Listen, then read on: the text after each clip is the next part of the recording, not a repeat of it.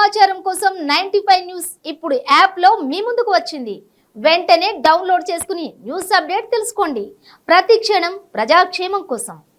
Welcome to 95 news, ప్రతిక్షణం ప్రజాక్షేమం కోసం. నేను మీ మాధురి. ఈ రోజు మనం గాంధీ భవన్ లో ఉన్నాము. మనతో పాటు మాజీ ఎంపీ హనుమంతరావు గారు ఉన్నారు. వారితో ఇప్పుడు మాట్లాడేద్దాం. నమస్తే సార్, ఎలా ఉన్నారు? కాంగ్రెస్ గెలిచింది, మరింత జోష్ మీద ఉన్నారు. ఈ మధ్యన అయితే ఎక్కువగా ప్రెస్ మీట్లు అన్నిట్లో కూడా హనుమంతరావు గారు అయితే మంచి ధూమ్ధామ్ గా ఉన్నారు. సో జోష్ అయితే కనిపిస్తుంది. చెప్పండి సార్, ఎలా ఉండబోతోంది? ప్రజాపాలన ఎలా ఉంది? ప్రజాపాలన 1 మంత్ లోపల రేవంత్ రెడ్డి అన్ని కూడా పూర్తి చేయడానికి రోజు మీటింగ్లు పెడుతున్నాడు. మీటింగ్లు పెట్టడానికి దానికి 6 డిక్లరేషన్ కు ఆల్రెడీ బస్సులో ఫ్రీ చేశాము. మిగతా కార్యక్రమాలు కూడా చేస్తున్నాం. మొన్న ఆధార్ కార్డు, అదే విధంగా రేషన్ కార్డు వైట్ ఉన్న వాళ్ళకి కూడా అప్లికేషన్ తీసుకున్నాం. దాని మీద కూడా తప్పనిసరిగా చర్చ జరుగుతుంది. ఇచ్చిన వాళ్ళందరికీ కూడా ఏది సోనియా గాంధీ ఇచ్చిన 6 డిక్లరేషన్ అమలు చేయడానికి మేము శాయశక్తులకు కృషి చేస్తాం. నిన్నైతే ఒక న్యూస్ అయితే వైరల్ అయింది, అప్లికేషన్లన్నీ కూడా రోడ్డు మీద దొరికాయి అని. దాని గురించి ఏమంటారు? ఇప్పుడు తీసుకుపోయేటప్పుడు ఎట్లా పడ్డాయి, ఏం కథనో దమ్మున ఎవరికన్నా ఏ ఏరియాలో కాగితాలు దొరికితే తప్పనిసరిగా వాళ్ళకు న్యాయం చేస్తాం. పడిపోయిన వదిలేయం. కాగితాలు దొరికినాయి దమ్మున ఎవరికైనా ఎవరు కావాలని చేసింది అయితే కాదు అంటారా? అవన్నీ కావాలని ఎందుకు చేస్తారమ్మా? మిస్యూజ్ పడిపోతుంది. ఎవడో అందులో ఉండొచ్చు, బీఆర్ఎస్ అటువంటి వాడు ఎవడన్నా ఆఫీసర్ ఉండొచ్చు, వాడు కావాలని పడేసి ఉండొచ్చు. అదేదైనా బీఆర్ఎస్ కాగితాలు పడేయడం మాకు చేతి వాళ్ళకి ఏ పని దొరకలేదు కదమ్మా.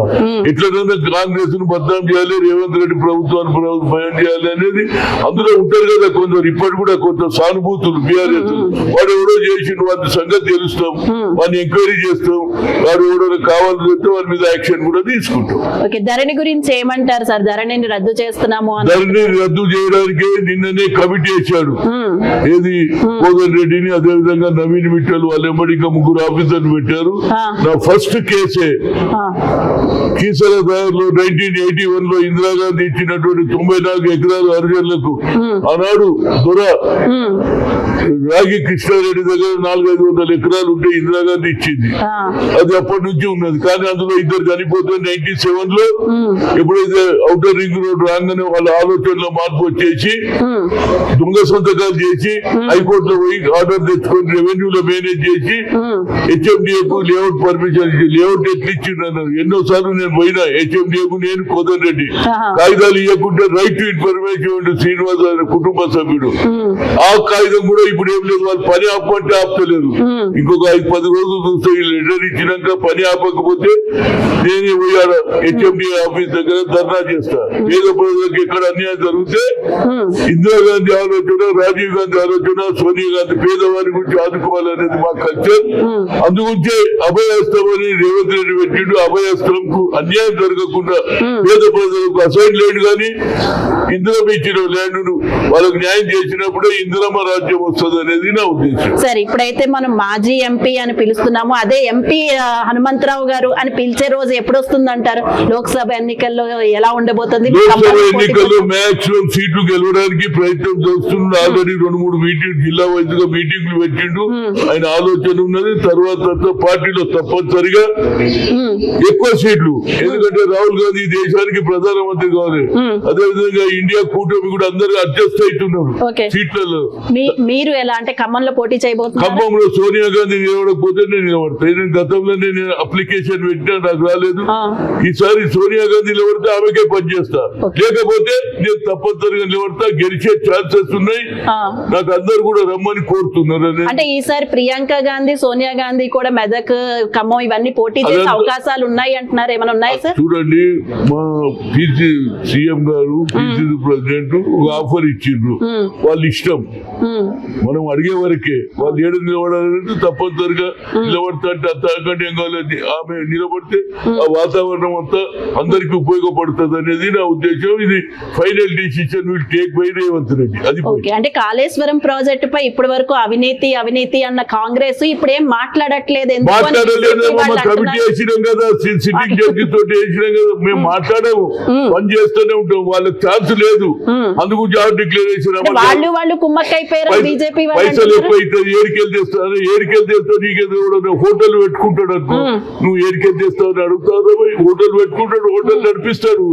మాకు ఇచ్చిన ప్రజలు ఏది అవకాశం, మేము ఎట్లా నడిపించాలనేది మాకు శక్తి ఉన్నది.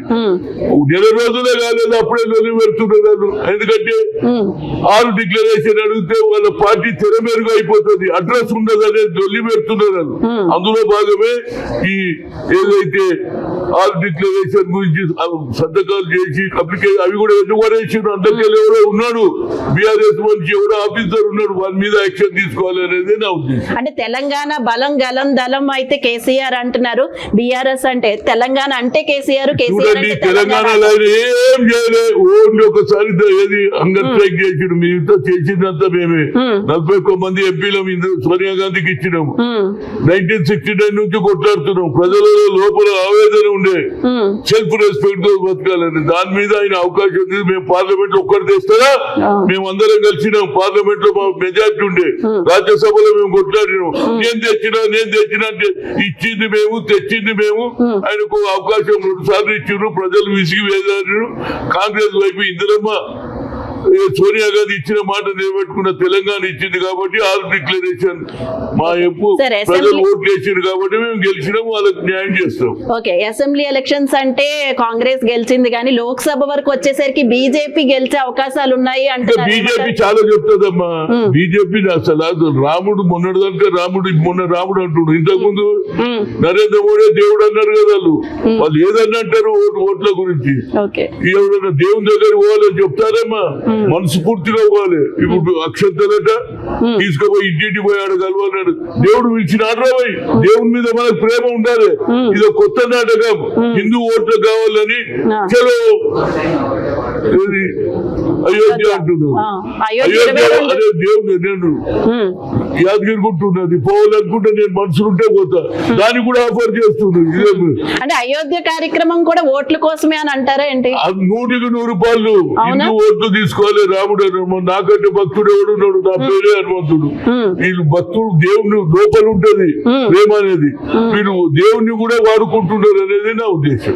ఓకే, చివరిగా ఒకే ఒక్క ప్రశ్న సార్, కాంగ్రెస్ 420 ఎందుకంటే 6 గ్యారంటీల మీద దృష్టి పెడుతున్నారు, వాళ్ళు మేనిఫెస్టోలో 420 ఇచ్చారు, అవి ఏం చేస్తారు అని అడుగుతున్నారు, అందుకే 420. వాళ్ళు ఏమన్నాడు కానీ మేము 6 డిక్లరేషన్ చేసేది, ప్రజలకు న్యాయం చేసేది మా ఉద్దేశం. వాళ్ళు ఎన్నెన్నో మాట్లాడని మేము ఇచ్చి తీర్తాం.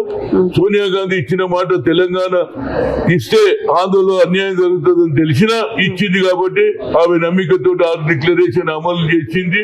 ప్రజలు మా కోర్టు వేసిన ప్రజల తీర్పును శిరసా వహించి వారికి ఇచ్చిన న్యాయం చేస్తాం, దాన్ని ఎత్తేస్తాం, 6 డిక్లరేషన్ చేసి చూపిస్తాం. Thank you so much sir.